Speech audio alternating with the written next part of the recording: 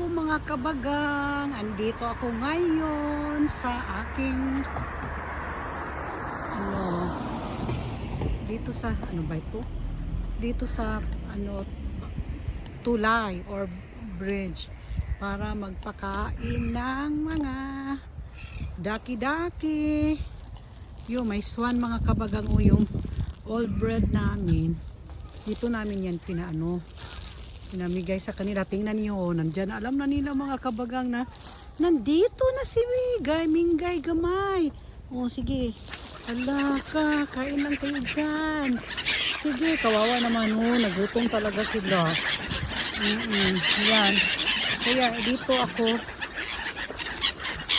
hindi naman everyday, but at least every week nandito talaga ko, binibigyan ko yan sila ng mga pagkain, mga kabagang ko. Happy naman sila, tingnan mo, diba? Tingnan mo yan sila, kawawa talaga. Talagang, wala na. Sige nga, malamig na ngayon. Pero kung winter, mag-snow dito, wala na yan sila. Kinukuha yun, especially yung swan, may mga number, kaya yan mga kabagang. So, hindi yan pwede maihaw-ihaw dyan. Sige, hala, kain lang kayo ng kain dyan. Sige, kain kayo. Yung dalawa kasi na mga swan nandun, Hello, mother swan! Kawawa naman. Ay, naku, hala, ang mga daki. Grabe talaga mga kabagang. Wild na wild sila. Kasi nga, gutom na. Grabe. Kaagad. Ala, hala ka. Grabe talaga mga kabagang. Uy, kawawa naman.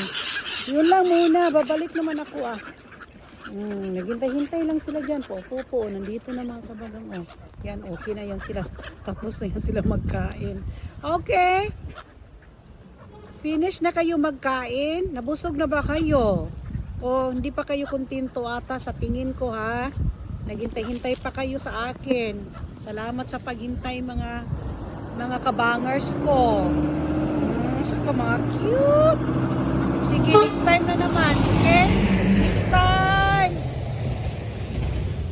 Next time na naman. Bye-bye na sa inyo. See you next week, mga palangga ko, mga kabangers ko. Sige mga kabagang. Dito na muna tayo magtatapos. Bye-bye po. Salamat sa inyo. Ingat.